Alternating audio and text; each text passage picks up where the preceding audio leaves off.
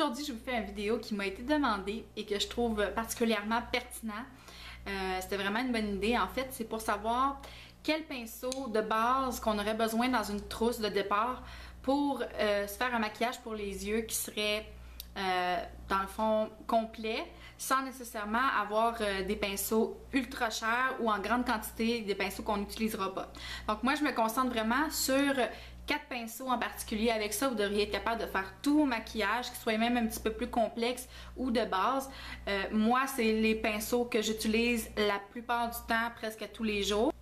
Avant de commencer, je voulais vous expliquer, des fois on est un peu mêlés parce qu'il existe des pinceaux à poils synthétiques et des pinceaux à poils naturels. En fait, les caractéristiques sont différentes, on peut les utiliser pour deux choses très différentes. Les pinceaux à poils naturels, souvent, ça va être des pinceaux qui vont garder plus la couleur dans les poils, donc ils vont faire une couleur beaucoup plus intense. Donc tout ce qui est poudre et fort, ça va vraiment être ce qui va être le plus efficace. Par contre, ce qui est plus synthétique, ça va être souvent plus facile d'utiliser avec tout ce qui est liquide ou crème, comme par exemple pour les lèvres ou eyeliner, des choses comme ça. Ça va être plus facile quand c'est synthétique. De plus, les poils synthétiques résistent souvent mieux au lavage. Donc, c'est pas parce que c'est naturel que ça veut nécessairement dire meilleur. C'est juste qu'il faut magasiner un petit peu si vous voulez investir dans des pinceaux. Moi, je vous en montre 4 aujourd'hui, que si vous devriez mettre un petit peu plus d'argent pour qu'ils soient vraiment de qualité, j'opterais pour ces 4 là. Et puis au niveau des marques, j'en ai pas une tonne de marques. Je suis une vendue MAC, j'avoue. Les pinceaux MAC, personnellement, je les aime beaucoup, mais je sais que j'ai entendu souvent parler des pinceaux de certaines marques qu'on peut se procurer pratiquement uniquement sur internet parce qu'ils viennent soit des États-Unis ou d'ailleurs. Je vais continuer à faire des petites recherches sur les pinceaux et je vous mettrai peut-être des liens dans le bas du vidéo avec les pinceaux qui sont considérés qui sont les mieux cotés, rapport qualité-prix aussi. Donc on commence premièrement avec ce pinceau ici, qui est un pinceau plat, comme vous pouvez voir, avec un bout quand même arrondi. C'est un pinceau qui a beaucoup de poils serrés. Donc c'est un pinceau qui va être super bon pour prendre beaucoup de couleurs et c'est le pinceau qui va être le plus efficace pour utiliser sur la paupière mobile. Également, vous pouvez utiliser ce pinceau-là pour mettre sur l'arcade sourcilière, donc c'est-à-dire juste ici.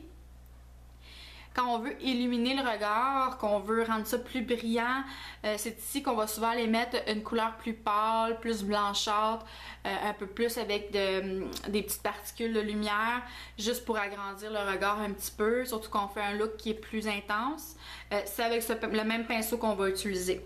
Ceux qui sont très habiles, vous pouvez également l'utiliser pour, si vous voulez faire une ligne sous les yeux, vous pouvez également l'utiliser. Par contre, c'est sûr que c'est pas évident parce que quand même il y a une bonne largeur sur le côté, donc il faut y aller très doucement, mais c'est possible de le faire avec ce pinceau-là. Ensuite vient mon pinceau préféré. Vous allez voir ici, c'est un pinceau qui est comme en forme de dôme, si on veut.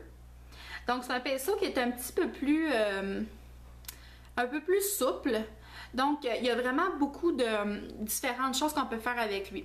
Principalement, moi, comment je l'utilise, c'est vraiment là qu'on va aller mettre la couleur qui est comme dans le creux de l'œil, dans le pli de l'œil. Également, faire un petit V à l'extérieur. C'est vraiment avec ce pinceau-là qu'on va réussir parce qu'il est quand même assez précis. Il est capable de prendre quand même beaucoup de couleurs, mais le fait que les poils soient très lousses, c'est facile de estomper même un petit peu. Commencer à estomper la couleur, ça nous aide vraiment beaucoup. Donc il y a moyen autant de faire une ligne quand même précise dans le creux de l'œil et en même temps d'estomper un petit peu aux alentours pour pas que ça fasse juste une ligne droite. Donc moi je le trouve très versatile, je l'utilise beaucoup. Personnellement, moi je m'en passerais pas, c'est vraiment le pinceau par excellence pour moi. Être mal pris puis vraiment avoir seulement un pinceau que je peux amener avec moi, ça serait lui. Parce que comme j'expliquais, comme il est quand même assez dense, il y a moyen de l'utiliser même pour mettre sur la paupière mobile à la limite. C'est sûr qu'il va être peut-être un petit peu moins efficace, mais puis même sur l'arcade sourcilière, là, il y a moyen de l'utiliser ce pinceau-là. Fait que je le trouve vraiment versatile. Pour moi, c'est mon must-have, on peut pas s'en passer. Ensuite de ça, ce pinceau-là, je dirais qu'il est peut-être plus optionnel, mais en même temps, si vous voulez vraiment faire un look plus défini, un look un petit peu plus complexe, où vous utilisez plus qu'une couleur, je vous conseille vraiment d'investir dans un pinceau comme ça. Vous allez vraiment beaucoup l'aimer. Il y a différentes sortes. Là, celui-là, c'est le MAC, c'est de MAC, le numéro 224.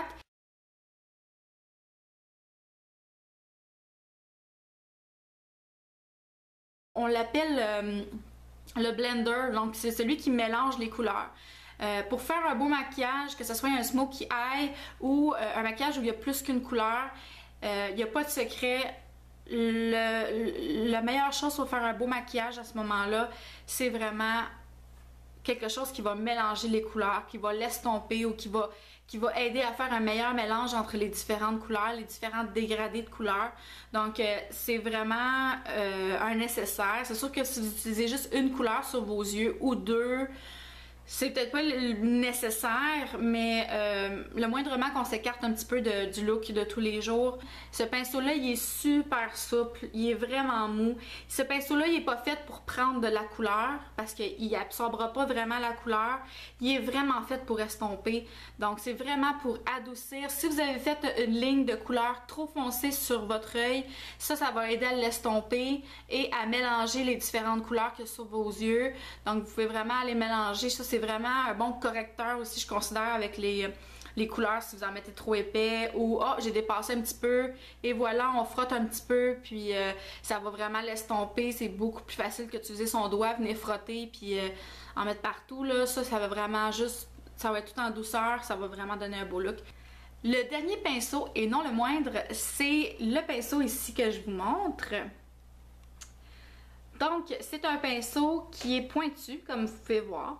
Il est quand même relativement dense, comme vous voyez, il bouge moins facilement, donc il se tient quand même bien.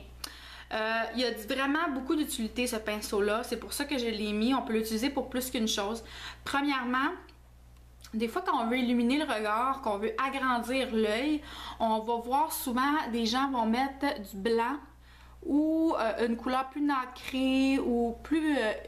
en fait, toutes les couleurs qui sont très très pâles, souvent c'est dans le coin de l'œil. Donc c'est beaucoup plus précis que ce pinceau-là qui est très carré. C'est facile de s'en mettre un peu partout autour de l'œil là, parce qu'il n'est pas très précis. Lui, on va avoir la précision d'aller l'en mettre vraiment dans le coin de l'œil, exactement dans le coin interne.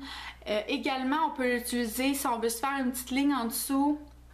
C'est très précis, c'est beaucoup plus facile et encore une fois, c'est peut-être pas le pinceau idéal, mais il y a toujours moyen de l'utiliser sous l'arcade sourcilière aussi. C'est vraiment mes 4 pinceaux préférés. Je pense que c'est vraiment mes nécessaires, je m'en passerai pas et je les utilise les 4 de façon très quotidienne. Je pense pas qu'il y en a un que je laisse tomber. Mais je considère qu'avec 4 pinceaux, c'est quand même pas exagéré comme trousse de départ. Puis je pense qu'on peut vraiment s'en sortir à se faire des très très très beaux maquillages avec ces 4 pinceaux-là pour les yeux. Donc voilà, c'est mes 4 pinceaux de trousse de départ préférés. J'espère que ça vous a aidé. J'espère que c'était quand même assez... complet comme description.